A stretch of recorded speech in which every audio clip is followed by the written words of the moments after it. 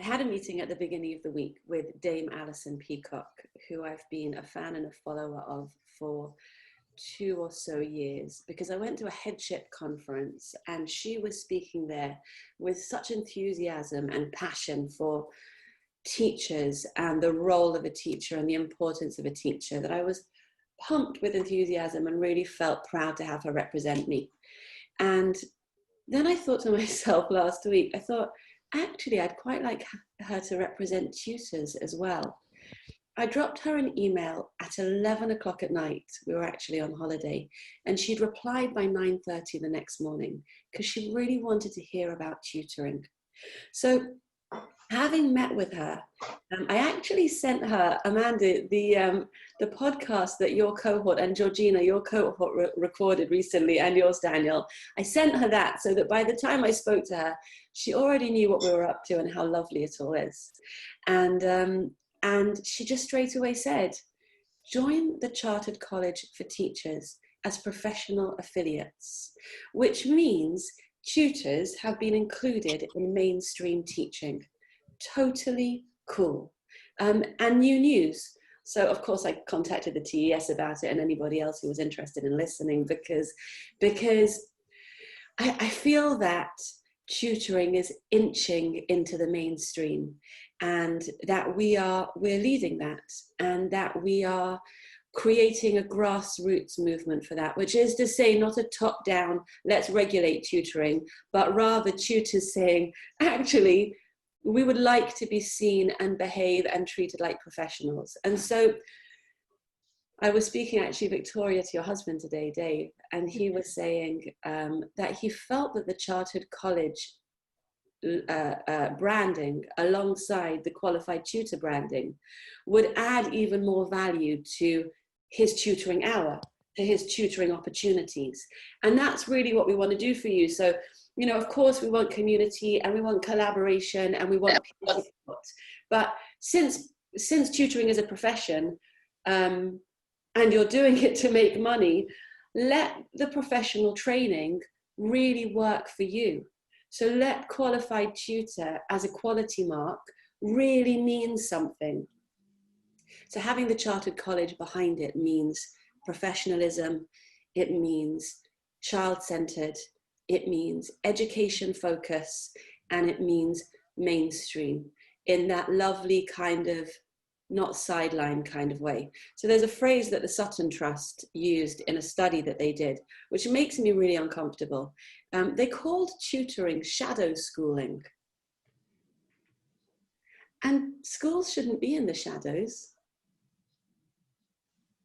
1 in 4 children in 2019 had a tutor. 1 in 4 children in 2019 had a tutor, and nobody talks about tutoring.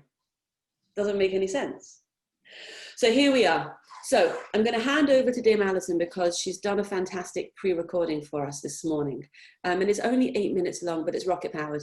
And I'm pretty confident she's never talked about the importance of tutoring before. And so we've sort of brought this new subject to her. And as it grows, it will be very, very powerful to have been here at the beginning of it. And so thank you. Thank you for being our early adopters. Thank you for being in the first generation. We're nearly at 200 members of our community and we're finishing cohort 7. But to be able to offer our graduates of our tier 1 training, professional affiliateship with the Chartered College of Teachers is something that I didn't think was going to happen so quickly. And I'm really, really happy that you're going to be able to benefit from it. So Ludo, will you hand over to Dame Alison, please? Of course. Name, right? Dame Alison Peacock. It's a recording, but it's a super, super special recording. Okay.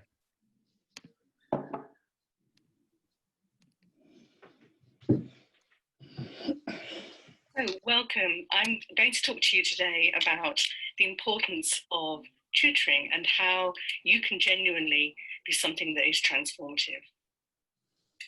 So my name is Dame Alison Peacock. I lead the Chartered College of Teaching, and it is my job to encourage colleagues to join the teaching profession, to support the teaching profession, to help with governance, and generally to do everything we can to make a difference for our children. And the role that you have, the role that you've taken on, as a qualified tutor is a really important one. And I just want to talk to you about how we can work together to optimize the contribution that you make. The first thing I would say is the connection that you establish with the young people that you work with is absolutely vital. This is all about how can you make sure that you are optimizing every moment that you spend with this young person, giving them the opportunity to believe in what they can do, to gain vital knowledge, to make connections with what you're talking about and what their teacher is talking about, and how they can make sure that they really value every moment of the session with you. It's going to be important that you understand the context of the children that you teach, that you understand the classroom environment, that the teacher that works with them, the subject knowledge they already have, and also what the next steps are going to be and how you're going to help them to get there. And if that all sounds incredibly overwhelming, I don't mean it to be. I think it is just about breaking all of this down and understanding what can the child do now and what might we help them to do next. And the relationship you establish, which will be a calm, kind, fair relationship, will be really important to every child you work with. Essentially, talking about the quality of teaching, it's a very, very complex job, but actually it boils down to some things. To have the opportunity and the knowledge to make sure that when you are introducing a subject to the child that you're working with or the small group of children that you're working with, that you make sure your explanation is clear so that everybody understands what it is that you're talking about and how they can relate to that. And secondly, that when you offer them a task, that you scaffold that task in such a way that they can achieve success. So if you were to say to a child, I just want you to write a story. Well, a story could be the length of a short novel. It could be 3 lines. The task is so open-ended as to almost be meaningless. So it's how to create an opportunity for every child that you work with to be able to achieve success within whichever area of learning it is that you are supporting. Really important that they feel that they can see the process that they're taking and how they're getting there. And feedback really matters.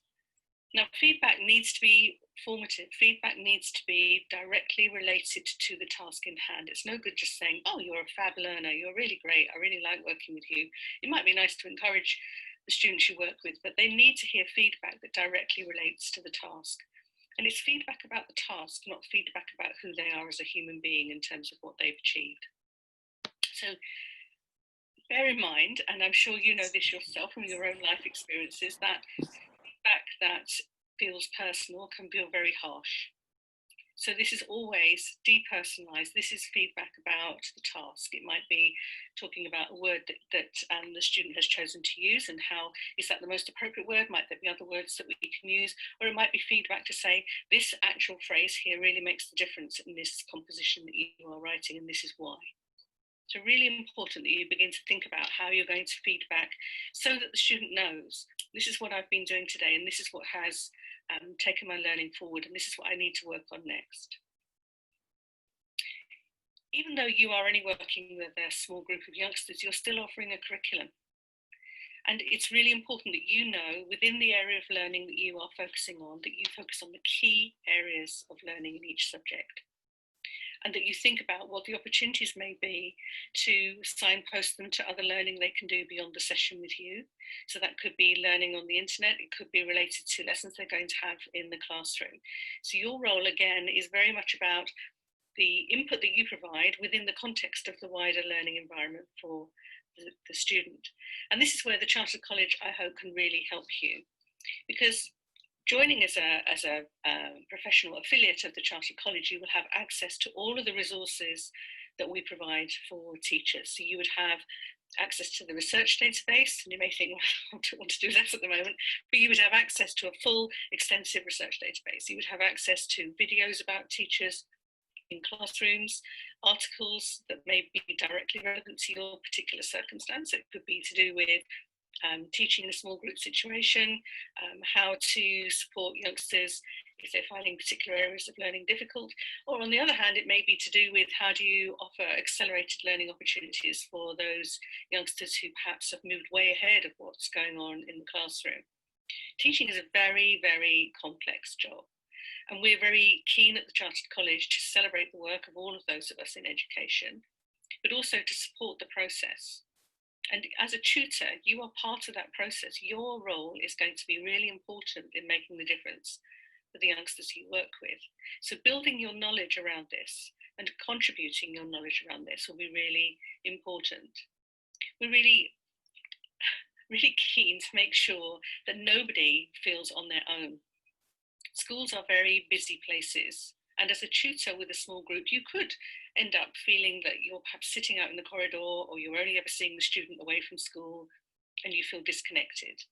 But actually their learning experience will be much broader than that. And it will be very helpful, I think, for you to be part of the teaching community, part of the Chartered College, being able to connect with other educators, to learn, to really make sure that every time that you are planning a session, that you're doing that in a way that's really informed for your young people. We publish a journal regularly, and that journal is available 4 times a year in hard copy, but it's also available digitally on our website. And the journal focuses on the combination of research and practice. So again, this is designed to be for those educators who really want to understand what it is that they're doing. And the work that you're doing at the moment, particularly post-COVID, is actually potentially groundbreaking. So it will be really important for you to contribute, but also to understand where your role fits into the wider scheme of things. So the journal is a route towards this. Some of you, I gather, will be supported through your membership because you've achieved qualified tutor status, and we're delighted about that. If you want to join regardless, it's £3.75 a month, which hopefully is not beyond the pockets of many. And this really gives an opportunity, as I say, for you to join our community. I really welcome you to the profession. I'm very appreciative of the work that you are going to do on behalf of our children, and I want to help you as much as possible. So have a great evening. Enjoy what you're doing, working together with Julie Silver and others. You're in good hands. And let's make sure that we can all join together as part of the profession. So thank you very much indeed. Thank you.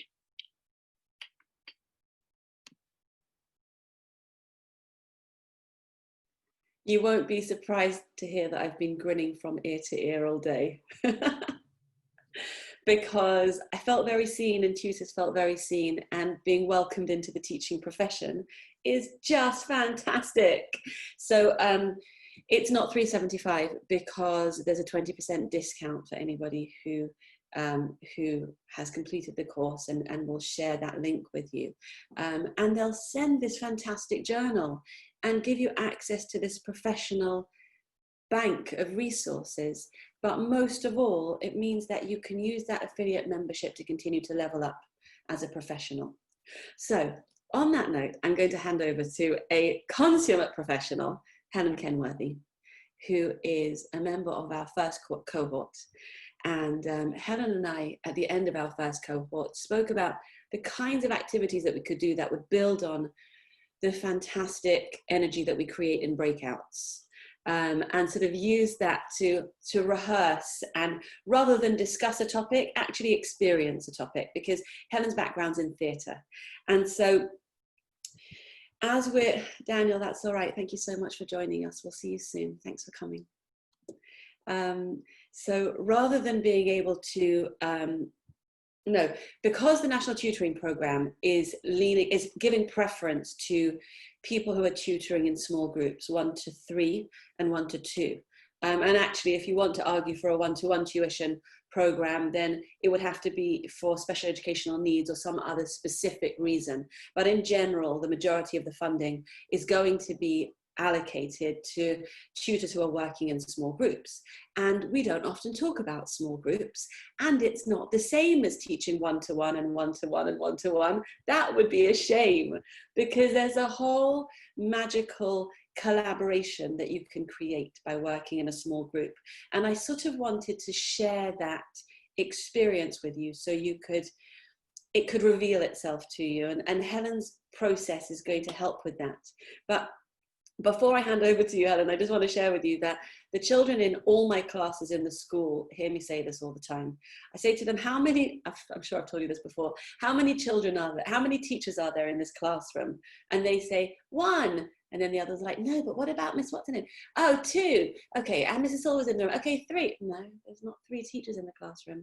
There's 33 teachers in the classroom, because every one of the people in this room has something to teach you, and you have something to teach them. So the group dynamics of a 1-to-3 group is not 1-to-1 and 1-to-1 and 1-to-1. That would be completely inefficient teaching. Much rather, we want to create the kind of collaborative space like we do here, where all those children are learning alongside each other in a way that is greater than the sum of its parts. So on that note, Helen, over to you. But you're on mute. I've unmuted myself, which is marvellous. I'm just gonna hang on one. Helen's got a new puppy. She's extremely involved in the new puppy. Okay, I had a temporary visitor, but it's like no. I will see you in a moment. So I'm back with everybody.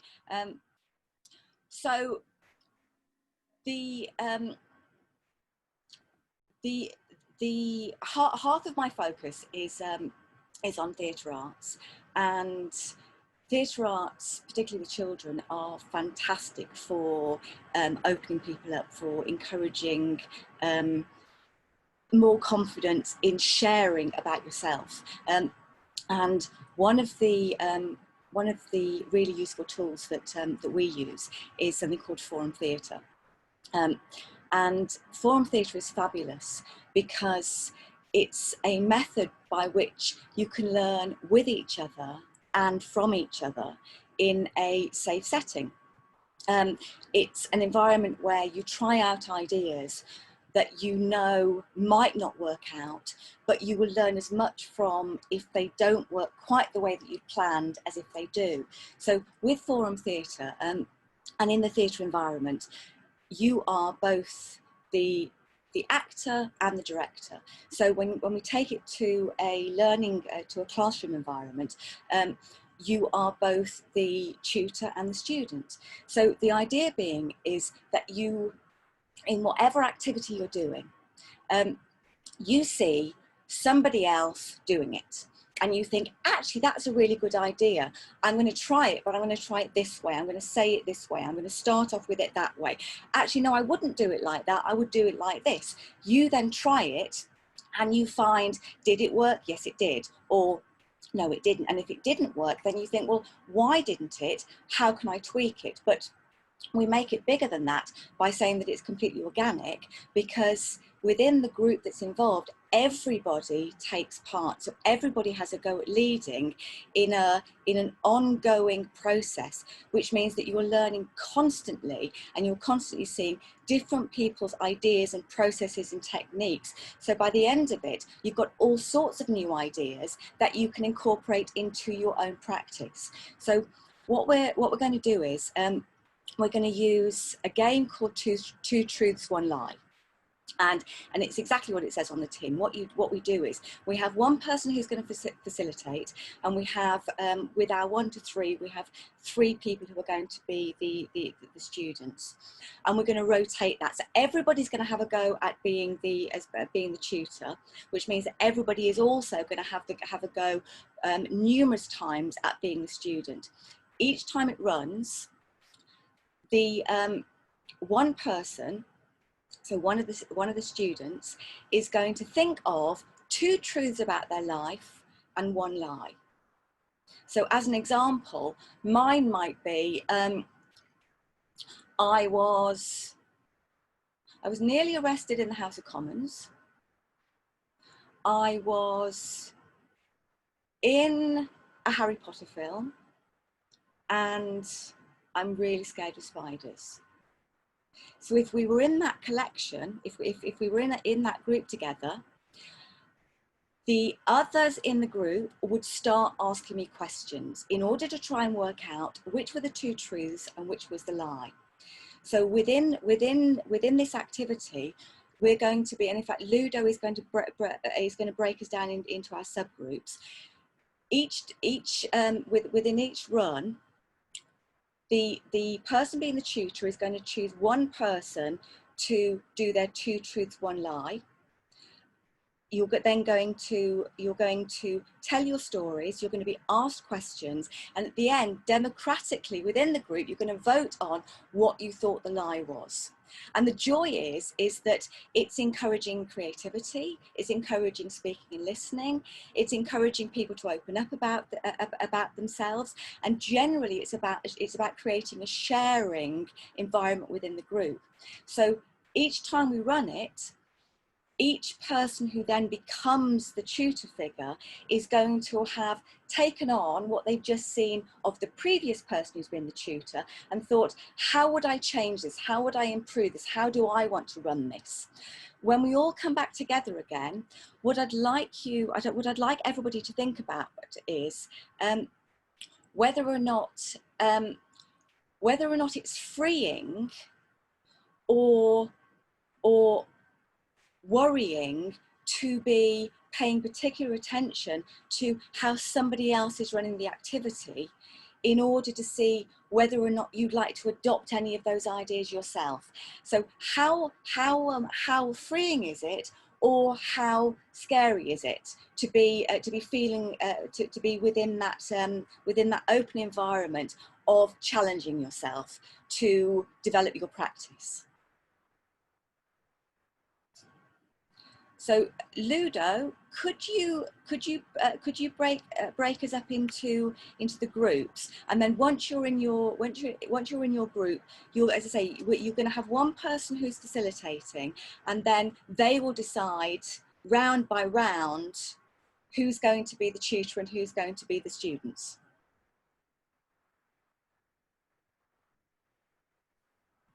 Perfect. Okay. Any questions on that then? I'll open the groups up in just a second. Any further questions on that?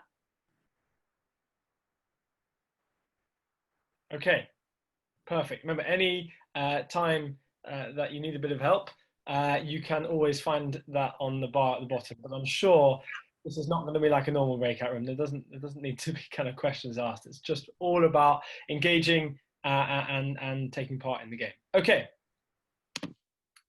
See you back here very shortly. Have fun. No, no way. Oh my goodness. Hi, Dina. Sorry, I thought parachuting out of the Chinook. Fun. Parachuting out of the Chinook was the lie. Oh, okay. I love that. Parachuting out of the Chinook, I didn't do. I would have loved to, but I didn't. So convincing. Yeah. Yeah. Oh, okay. And I did walk to base camp. Honest, Jyoti. Okay. I just thought the other two were true. All right. Sorry about that. That's all right. Helen, over to you. Absolutely. So first of all, what we'd like to know is how it felt. Did it feel as if you were gelling more as a team? The more that you found out about each other, but also the more you laughed and joked over the questions and the ideas, etc. So as you progressed, did you feel as if you were more of a learning unit? So who would like to go first? I can't remember who was in which group. Actually, Georgina, would your group like to go first? Would you like to share with us? Yeah, I did manage to miss a fair bit of it. I don't know what the hell was going on with my Zoom, but it just was circling through, loading and then crashing and then loading and then crashing. So I don't know what I missed at the beginning. But it didn't take long really to kind of catch up, where I just got to the point where one of the group had shared their three, and the discussion had started on which was the lie.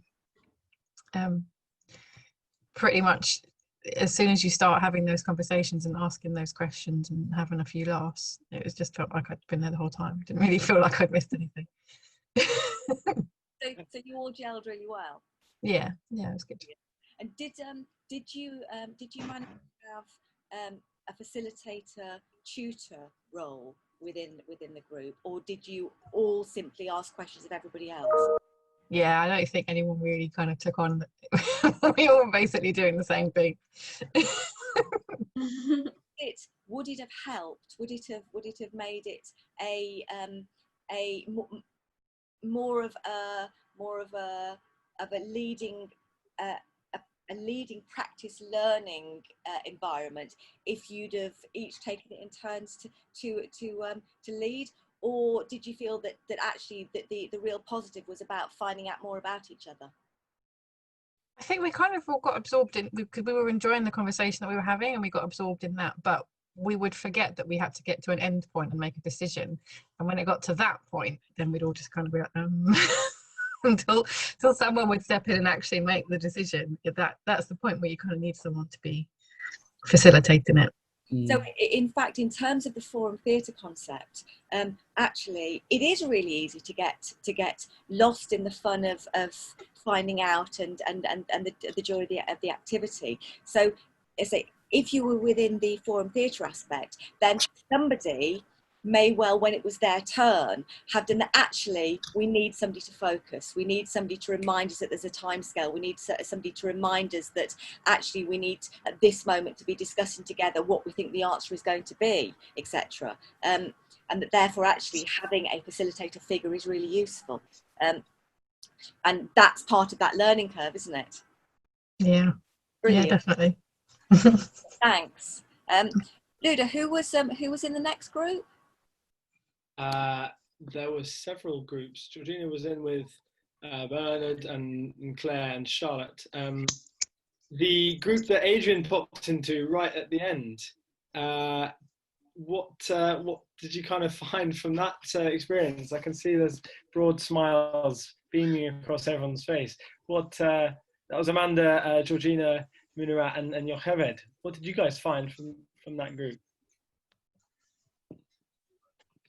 Flip yourselves off mute. Just come off mute. We had quite a laugh actually. We did try to keep to the, one of us being a tutor. We did all take turns, didn't we, Georgina? I'm sorry, I can't see the other two. They're on my other screen. So we did keep to it, but it was really interesting to find out about each other. And I think we all got where we wanted to ask more questions about what was true. While we were talking, so we did actually end up chatting quite a bit as well. So it's a fantastic opportunity to start building the dynamic of a new group. Yeah, people are interested in each other, want to know more, but also it's a nice gentle way of getting rid of any shyness. Yeah, I think it did, didn't it? I think so, yeah. I think also once we'd got used to the structure and we'd gone through it, a few rounds of it, actually we were all more comfortable in the different roles. Yeah, it's quite nice to see. Brilliant. So you settle into it. You have the familiarity, and therefore you've got the foundation, which means that you can then just really go for enjoying doing the activity together. Yeah. Brilliant. One of my points was that I've had my 50th birthday, and I was really hoping they'd say that was my lie, but they didn't.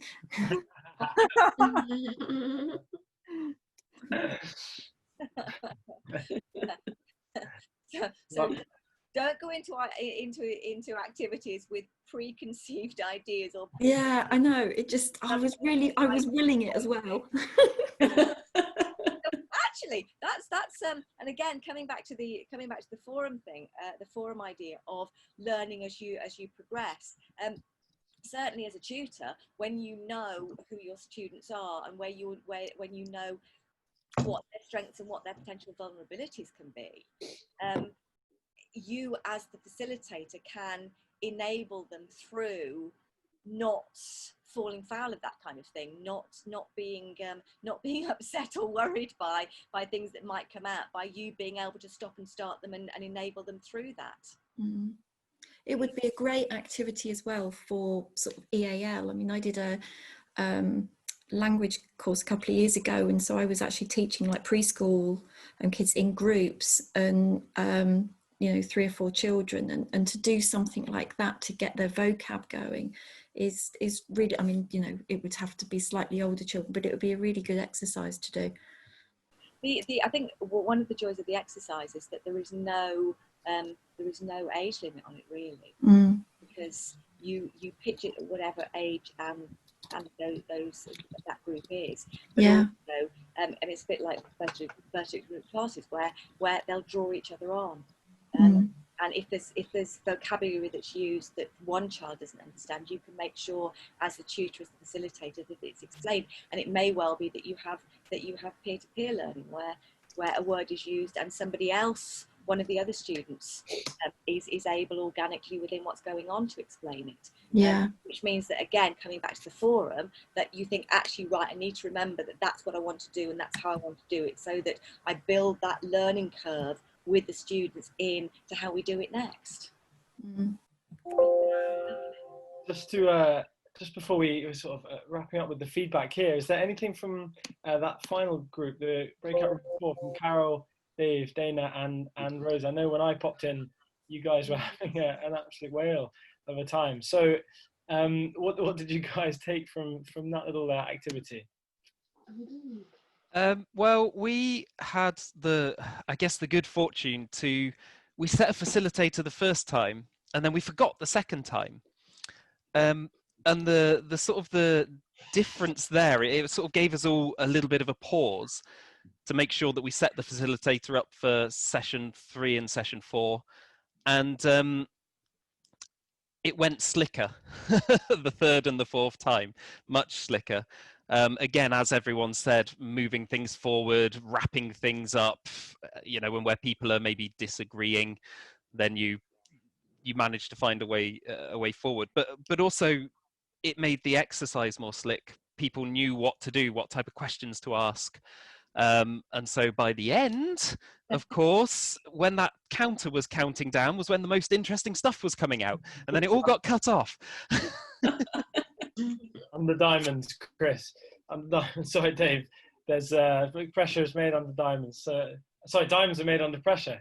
I've got my words completely tumbled up there.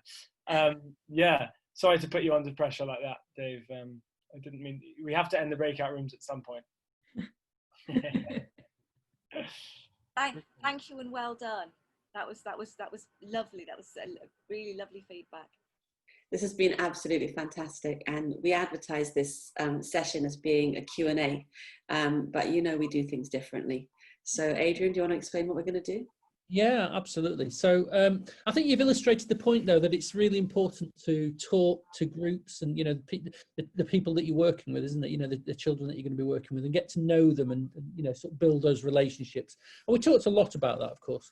So we're going to have a Q&A, but we're going to do it slightly differently because, as Julie says, we don't always do the norm.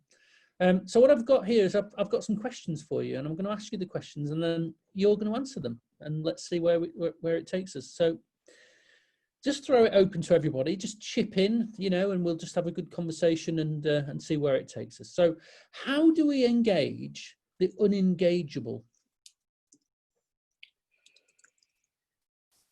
It's linked to what you've been talking about, I guess, really, in many ways.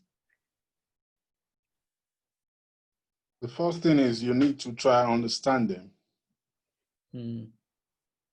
Yeah. What are you trying to understand, Bernard? What aspect or what context? Yeah, you need some background information. You need to know why they are unengageable. Yeah. So if you can know that, then it will be easy for you to break. Yeah. Yeah. I think it's a good point, isn't it? Because I think human nature is that people want to learn. So if they don't want to learn, they don't want to engage, you've almost got to wind it back and try and unpick why it is. So it's a little bit of psychology involved there, I guess. Yeah. How else might you unpick it and engage them? Helen, yeah, go ahead. It's about finding what the connection is, and sometimes the connection is the reason why they haven't felt able to learn before. It's sometimes what they're interested in learning, but it's also sometimes about what's put them off learning before. So, for example, there was a student that I worked with, and he hated formal environments. So I ended up doing English with him, sitting under a table, because that's how he was comfortable. But he'd had such bad experiences before that he thought that if he did that and he pushed it, that I would just give up and walk away. And it's like, no, if you won't sit at the table, then we're not going to do anything. But we sat under the table together, and we talked through, we chatted, and we looked at some stories, etc. And in the end, we did a bit of sort of role play. I mean, this was within English. We did some role play around the carpet, and then we organically ended up sitting at the table because he wanted to sit on a proper chair. It was no longer because it was a formal classroom, but we'd addressed the fact that he didn't like the formality of the classroom in school. It's almost like kicking against authority, isn't it, in some ways? And the fact that you didn't allow him to do that, by doing what he didn't expect you to do in many ways, he expected you to force him to sit at the table. I'll tell you a little story. It's quite funny because it's linked with what you were saying.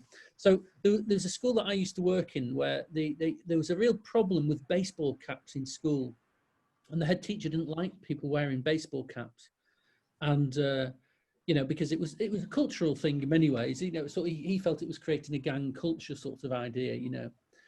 So what he did was he bought himself a baseball cap, and he wore it all the time in school. And honestly, those baseball caps disappeared within minutes. And it's the same sort of thing, isn't it? You're effectively taking away that power that they've got, that power that the children have got. So, and they wouldn't be expecting that at all, would they, Helen? That would be the last thing they'd be expecting you to do. Yeah, totally. And it's fun. Yeah, absolutely. Yeah. Any others? How any other ways that we can engage the unengageable, or any examples of where you've had problems and then it's all worked out? Victoria, were you trying to say something there? I think.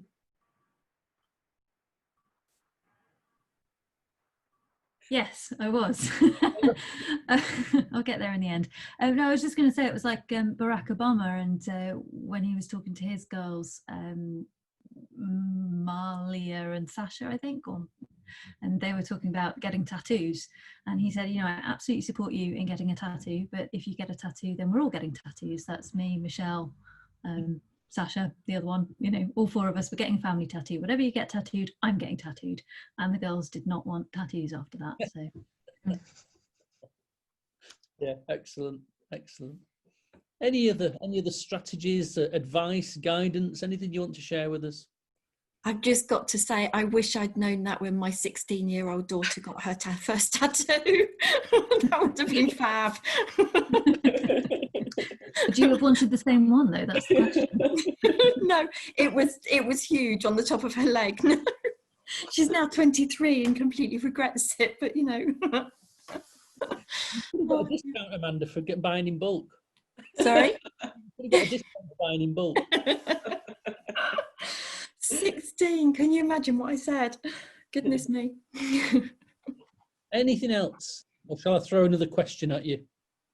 I think a lot of it is getting on their wavelength as well, is finding, like Helen said, that connection, and it sometimes it can take a long time, but it's just a sort of step-by-step approach, and getting on, whatever their interest may be, and whether it's their Xbox or their music or whatever, if it's older students, and just finding your way in through that. Can you accelerate it in any way, or is it just time? You just got to allow time. No, I think I think you can. I mean, I tend to, I think particularly when you're working with SEN, it's hard, and a lot of the kids that are disengaged are of that kind of realm. And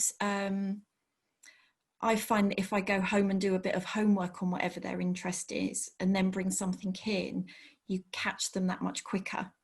So using, sorry, I was just saying, it's sort of like using language that they're going to be familiar with as well. So if they're, you know, if their passion is cars and engines and stuff, framing things in terms of cars and engines and combustion and stuff, and getting that wavelength, you might not share their passion, but at least you're sort of talking their language. Yeah, absolutely. I mean, I worked with this boy at the beginning of the year, actually, in the secondary school for a little while, and he was absolutely obsessed with Phil Collins.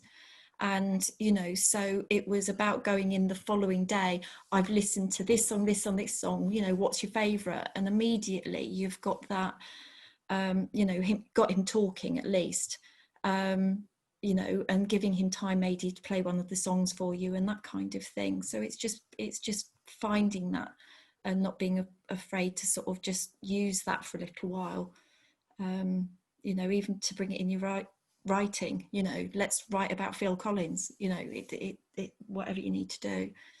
It doesn't actually matter in many ways what they're writing about at that point, does it? Exactly. If it is just about writing and bringing in the correct grammar and some spellings, it does, you know, it doesn't matter whether it's about the moon or whether it's about Phil Collins, you know, it's just what they're writing. And again, it's finding things, you know, if a kid's really into sports, find out all the football players and do your project on that, you know, and you know, give me a story, imaginary or factual information about ex-footballer or whatever it may be.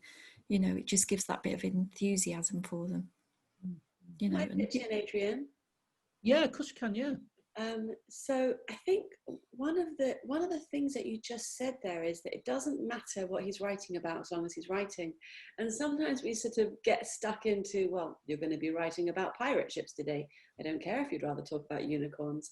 And if you remember what's the important part and which are the extra bits that you could remove and replace, that gives you the freedom to not get stuck on one way of doing things. I think that's, Helen, one of the things that we were talking about in the theatre forum, that it sort of loosened you up to thinking about lots of ways of doing things and seeing things.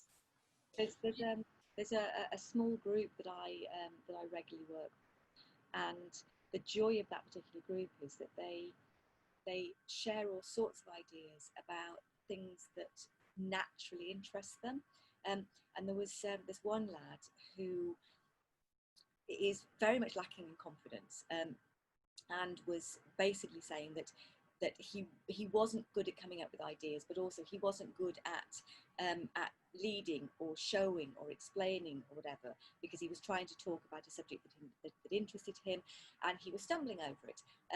And we chatted about what things he was interested in, and it turned out that he loves tennis, and that actually, as part of his tennis career, and this lad is 12, he already coaches little ones at the same tennis club, and that he does it naturally without thinking that he's teaching, without thinking that he's leading, without thinking of what he's doing, without thinking about the fact that he's encouraging, exciting a new group of children, etc. And he suddenly started saying, actually, I do talk to them differently. I use words that I know that they will understand, and as a result of that, he chose the next month's group topic, which happened to be Titanic, and he and I are both Titanic themes. So he started off co-leading.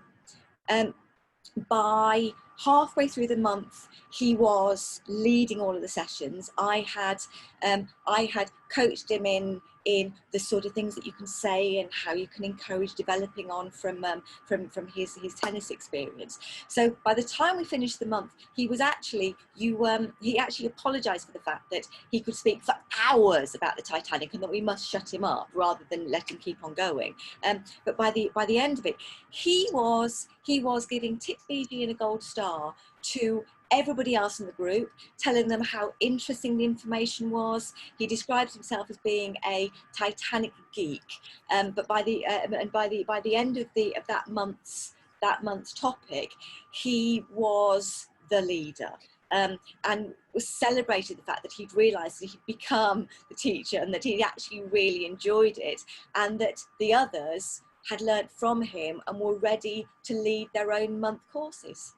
Yeah, quite fascinating thing, isn't it? It's, you know, the way I mean, there's a lot of psychology involved in what we're talking about here, isn't there? Really, you know, and just trying to, you know, understand individuals and what makes them tick. Really, absolutely key.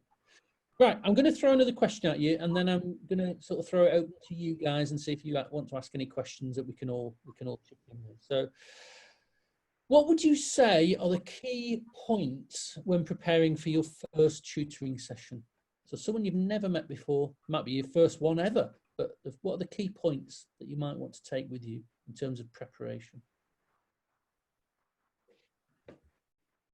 I normally do like an initial assessment. So I take these a couple of forms with me. So it basically looks like what I'm doing, but because I can be quite, you know, it's your first session, so you sort of need to take control of it. I normally ask them what they like to do, what they like at school, what they don't like. Try and get to know them a bit better. It's always a good idea to also get a copy of their last report from them. And I also spend quite a bit of time chatting to their parents as well, just finding a bit more, you know, a bit more about them, really. Yeah, just getting information, just gathering information. Because the thing about it is you don't know what information you need at that point, really, do you? No, you don't. You need, I mean, for me, it's better if I have the report in front of me, because it gives me a good idea of what that student is like, because obviously it's going to be from their teacher. So it kind of gives you a head start. I don't always do an assessment in the first lesson though. It's more kind of getting to know the student and building a rapport. Yeah, absolutely. Yeah. Again, relationships, keeps coming back to relationships, doesn't it? Each time, you know, everything we seem to be talking about comes back to relationships, building those relationships. Yeah. Positivity. Yeah, absolutely. Any other points that people want to raise about the first tutoring session? I say similar to Jyoti, but so I might ask if I can see recent exams that they've done and if they can bring their school books. But more of it is the discussion with them, and just find like the subject that we're teaching ends up being the least important part of that conversation, because I know exactly what to expect from that. I know what's going to be on their exam and I know how we're going to go through it, but I want to know why they asked for a tutor and what they're feeling about that subject and what their ambitions are for later on. Are they planning to just pass the exam and burn all of their books, or have they got plans on a career in this? Do they find it interesting? Does it relate to something else that they want to do? Do they actually want to have the lessons, or have they been made? And things like that kind of give you a better idea of what to expect from them in the lessons and what kind of support they're going to need. Is it important that they know what to expect of you? Yeah, so I would make sure that when I'm having that conversation, I'm being really positive about everything that they say. So they're going to be, if they haven't asked for help because they're having a great time, so they're probably going to be feeling quite anxious about it and what you're going to make them do. So whatever answer they give me, I'm like, brilliant, yeah, that's fantastic, we can do that. And oh, that's really interesting, we can talk about that. Whatever they say, so that they kind of have the expectation that it's going to be easy and very low stress. Yeah. High challenge, low stakes. Yeah. It's interesting. It's important to tell them what to call you as well. Because that's a real barrier for a relationship if you don't make that clear from the start. So I sort of say to them, in school they call me Mrs. Silver, but you can call me Julia, and they quite like that. And then it sort of sets the pitch for how tutoring is different from teaching, although I'm still Mrs. Silver, so don't mess. So it's quite a good balance. But I would wonder whether if you were tutoring in a school, they would sort of fall into calling you Miss and never registering that you actually had a name. And how would you sort of give them the words to build a relationship with you then? I get creeped out when someone calls me Miss, or that is not my name. You got to keep the boundary as well, though, don't you? Because when I first started tutoring, I was a bit of I think I was a bit over friendly with the students. I was more like a buddy, and then obviously you realise that you've got to be a bit firm with them. And then if you start getting firm with them and they're used to you being all, you know, buddy, they don't take it very well. And the most important thing I learned is that you've got to be, you know, quite firm and set the boundary from the start. And that's a learning experience that I got. You know, I learned that myself because I've not done any sort of teaching courses or anything. So yeah, it was a bit of a learning experience. When I first started teaching, one of the things that the teachers would say, this was about 1989, one of the things the teachers would say was, don't smile until Christmas. Yeah, familiar with that one. You know, I never did. But the idea was, you know, that you as you said there, you know, if you're too friendly with them, then it's very difficult to tighten up later. So it is a balance. But yeah, I mean, I think if you're too authoritarian, that's going to go the opposite way anyway, because probably many of the children with tutoring will have had a stomach full of that already, won't they? Yeah, you have to keep the balance, don't you? Absolutely. It's going to be interesting though, sorry to jump in, but it's going to be interesting because a lot of what we're discussing about tutoring in the sense of when kids come to you after school or at weekends, but there's going to be a huge bleed of tutors into schools with the NTP, so the National Tutoring Programme, which is, you know, this sort of group tutoring process that we've been discussing, and getting that balance as a tutor in schools where you're going to have to connect with the children but be professional because you're in a professional environment. You're going to have to not tread on your teacher's toes as well. You know, how you move around the schools, how you prepare for everything, that's going to be a challenge to tutors, I think. Yeah, I think it's going to be a very different way of working for many people, isn't it? You know, and it's again, it's just establishing those protocols and those expectations, and it will take time. But that's for everybody as well, because, you know, in many schools, Victoria, they're not used to working with tutors. They have teaching assistants, but not tutors as such. And that, yes, it's going to be a very interesting process, I think, come November when they release the lists of the tutors that are allowed to work in schools. Just sort of seeing how the schools and the tutors mesh together is going to be fascinating. Absolutely. Yeah, how they utilise each other. So it's a journey of discovery, but it's quite an exciting time for tutors, you know, to be in that and to be working in a different way. And, you know, there's going to be lots of work for you guys anyway, that's for sure. Any other points? To be a tutor. Yeah, if I can just take it back a little bit. You were asking what to take into the first lesson or what information to collect. I've always found it very useful to think about the labels that students have either been given or have taken on themselves and internalized in some way. Not good at this, can't do that. And like you've said, from the psychological point of view, sort of understanding where that's come from a little bit and thinking how you can unpick it. But the other thing, whenever I've done my first class, I always feed back to them the information that they've given me so that they hear it from someone else. And then that helps them to understand they've got an ally or someone who's actually listened to everything that they've said and said, look, I've taken it all on board. This is what I think we could do. How do you feel about that? Is that the way you'd like this to work? For example. And I guess some of that blends into what you're talking about sort of in the first question about roles and the roles that you want that student to have, whether, you know, what roles they're used to playing, whether they're used to being sort of henpecked and shouted at or whatever, and putting them a bit more in the driving seat as to deciding how and what they're going to learn. Yeah, absolutely. Yeah, absolutely. And the thing is, Dave, many of the children that, you know, that you're talking about, it's a little bit like Helen with the, you know, going and sitting under the table to teach English. You know, many of the children have developed strategies because we're talking essentially with the NTP program. It's focused on disadvantaged children. Well, you know, many of them have developed strategies that can deal with, you know, that authority, and they're used to dealing with that authority. So, you know, the finding a way around that is a really important thing. And, you know, and Helen sitting under the table, which is a great image, Helen, but Helen sitting under the table is will have really sort of thrown them. They won't really have known how to deal with that because they've never met it. You know, so those sorts of things, and what you were alluding to there, Dave, you know, just looking at different ways of approaching it, so important, really. You know, and it can just give you that little bit of a hook, you know, just that little bit of a relationship that you can hook them in, and then you can sort of, you know, work with them. Yeah, absolutely. Brilliant. Thank you very much. Any other points that you want to raise?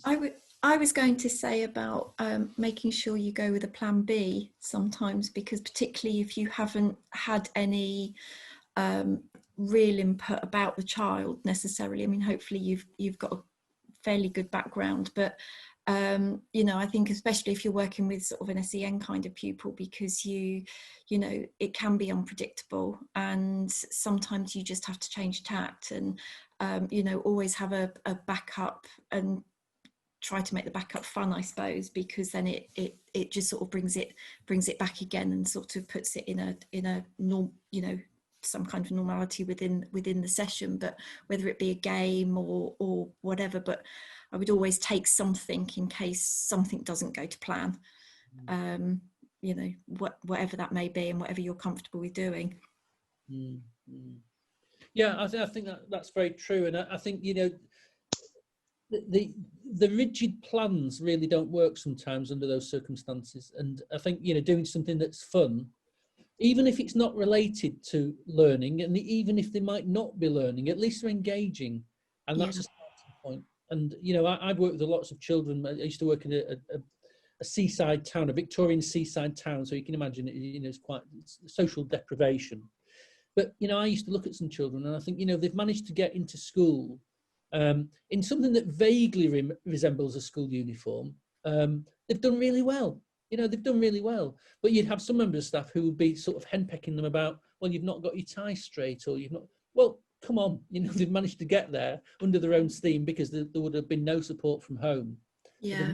Get there when they could have just disappeared off and just be running around the streets, you know. Yeah, I always look at that in a way of like, it's all about priorities, and actually, you know, and it's like picking your battles. You know, because you can't, just as schools, they can't do it all, and they're expected nowadays to be, you know, social workers and mental, you know, just so many things. And actually, you know, when you have got a pupil that's got difficulties, particularly, it's picking your battle and picking what is priority out of that. And if gaining self-esteem and confidence is priority, that's what you aim at, you know. And because ultimately, I mean, if you don't have that, then you're on a, you know, your job is that much harder anyway. But yeah, like you said, they're in school, does it really matter that they've got a wonky tie, or they're, you know, that self-efficacy, that, you know, that belief in yourself has got to come first, really, and then when you've got those things in place, then learning can take place. Absolutely. But you know, as an educationalist, much as I hate to say it, but sometimes learning's got to come secondary to other things, actually. Yeah. But it will come in time. It will, you know, it will develop, and as they achieve success, they want to do more. They want more success, and you know, that will then they'll really lap it up, which is amazing, really. Okay, so what I'm going to do now is I'm going to throw it open to you guys, and we'll just have a couple of questions. I don't know what time we're on, Julia, but some great discussions going on. We're 5 minutes over.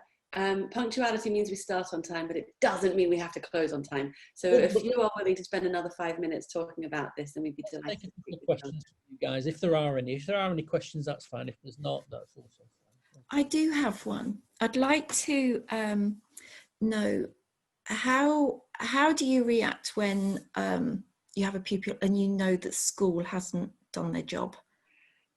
And I'll give you a scenario. I had a parent meeting yesterday with a young boy that I did some work with at the beginning of COVID, and I mean, it's actually blown me away. But his parents at the beginning of this academic year had a dyslexia report done, everything else, handed it into Senko and head of year, who I think near enough just put it in their in trays. And this this boy now is in year 11, about to take GCSEs, doesn't, you know, attendance last year because he didn't really want to go to school. I think from the meeting yesterday, he's clearly got more issues than just his dyslexia, but I'm really passionate. I'm really angry about it, and I want to go into the school and like, what have you been playing at? You know, this mum went and did that, and you've just completely dismissed it completely, and it's obviously had a huge effect on his learning. You know, to be told when mum took it in, to be told from her, you know, oh, this is mild, you've got nothing to worry about. You know, and this kid's scoring is just dreadful. And I don't know how, you know, all I've managed to do is sort of empower parent, really, because actually he is entitled to this. You need, you know, school need to be doing something about it, but it's a really hard one, because if it was my child, I'd be in there like a shot. And yeah, I think it's one of those things that, you know, that there are instances where people don't do what they should be doing, and it, you know, you've got to deal with it with sensitivity in some ways, but also to find someone that you would see as an ally within the you know, the school. So maybe someone that you work with, someone that you can just gently mention, not in a critical way, but just gently mention about. I mean, it sounds like the situation that you're talking about, it's too late anyway, because that report came in years ago, and it's, you know, it's too late really for it. But there's no harm in mentioning it to somebody, because if you mention it to somebody, then obviously it might mean that in the future it doesn't happen. But it's, you know, you sometimes have to act as a little bit of a broker for these children and give them a voice, because the children haven't got the self-confidence to have their own voice at that point. And you're building up a position of trust with them, and you know, they will tell you things that you know, they think you should know, and I mean, they may tell you things that they would hope that you might be able to do something about on their behalf. It's just where that boundary, if you're not working within that school, you know, how you then make that connection. If parents, which often parents do, feel quite intimidated by the system, and they don't have the confidence to actually say, well, excuse me, but, you know, it's just a hard one. No matter how difficult it might, you know, feel for you, you've still got to go through the school system. You know, you couldn't go direct to parents, because that, you know, that would cut the school out, and that would be viewed very dimly. You know, even though they might not be doing, but you've just got to, you know, very gently and very sensibly keep pushing, and just keep knocking on the door, and eventually someone will open the door, and they will allow, you know, that things will happen. You know. Getting to the right people quite often. Okay, thank you. That was a nice meaty one. That was really nice. We're going to wrap up, and before we do, Ludo's struggling. We're going to help him out. He's looking for a title for the pod. So we've just recorded this, and we're going to make it go live. But could you suggest in the chat, please? Oh, of course you've made an answer garden. Please, will you give us a title for this podcast? This is a good. We love using answer gardens at the end of our workshops. We've done so ever since QT5. You pop your answer in. I've sent it in the chat, so that what I'm sharing on my screen now is not something you can type into. So if you click on the link that I've sent in the chat and open up your own screen, then we will see all the answers flood in. Now, I can't promise that I will take one of these, but I really hope I can. And it's always very good to give you guys the agency, practice what you preach, to give you guys the agency to what the podcast title would be. We'd love to build engagement around our podcast, because we do have very good guests on, and it is gaining traction. So, you know, we'd love to hear from you guys, and if that means you guys choosing the title, then that's brilliant. A questionable podcast, very good. Lovely people, loving tutoring, many truths, no lies. Would I lie to you? This is, I can't actually see who's written these. Part of the fun. Unengageable. Very, very good.